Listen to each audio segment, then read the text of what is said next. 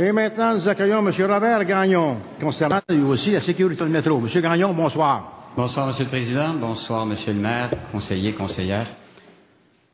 La sécurité dans le métro, moi, personnellement, je suis un intervenant ayant été opérateur de métro pendant 4 années. Oui. Et j'ai vu l'installation qui se fait présentement, si vous me permettez ce court préambule, de caméras très performantes et très nombreuses, notamment sur la ligne 5, plutôt connue comme la ligne bleue.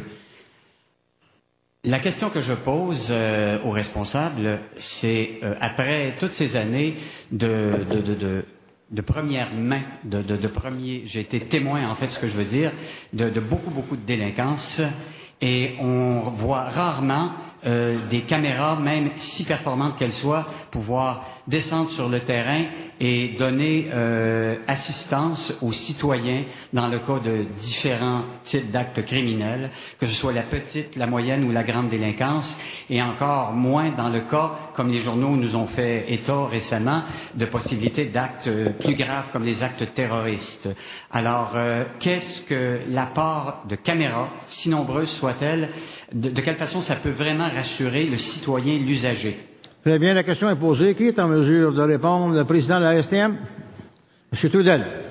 Oui, merci, M. le Président. Alors, M. Gagnon, merci de votre question. Réponse, vous savez que grâce notamment au programme fédéral, la société est en passe d'acquérir environ 1200 caméras pour surveiller les quais, surveiller même le souterrain, le couloir du métro.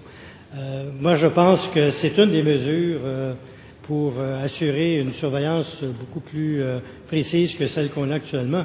Mais il est évident que, quel que soit le système de sécurité qu'on peut inventer, il y aura toujours théoriquement moyen de le contourner. Ceci étant dit, ce qu'on est en train de faire va assurer non seulement une meilleure surveillance du métro quotidiennement, mais je vous donne un exemple de choses qui peuvent être faites. C'est, vous savez qu'il y a qu'on a des problèmes dans le métro au niveau des tentatives de suicide, par exemple. Il n'y en a pas beaucoup plus qu'ailleurs, il y en a quand même. La surveillance par caméra est une façon d'éviter le pire dans la plupart des cas.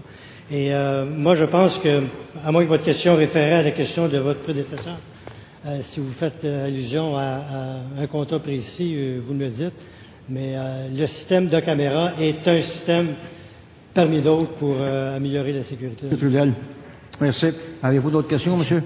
Oui, j'ai une question en forme d'anecdote, si vous me le permettez. Ben, j'ai posé votre question, là, c'est pas...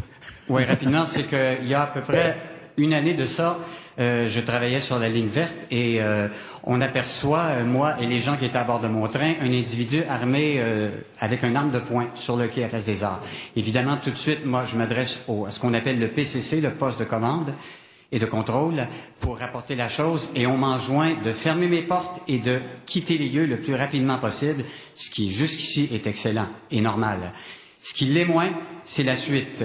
C'est qu'on n'a pas avisé le collègue qui vient en sens inverse, qui est à 2 stations de là, et qui a vraiment, le PCC a vraiment le temps à ce moment-là d'aviser mon collègue, et on laisse entrer ce train-là, quelques minutes plus tard, dans une station potentiellement dangereuse avec un individu armé. Bien sûr. Alors, ma question est celle-ci, qui est caméra ou non, nous on était comme une caméra humaine décrivant une situation potentiellement là, c'est pas une question, dangereuse. c'est une constatation.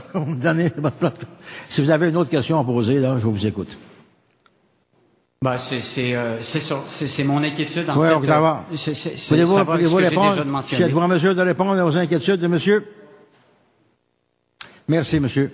Merci. Voilà. C'est moi qui vous remercie de votre présence.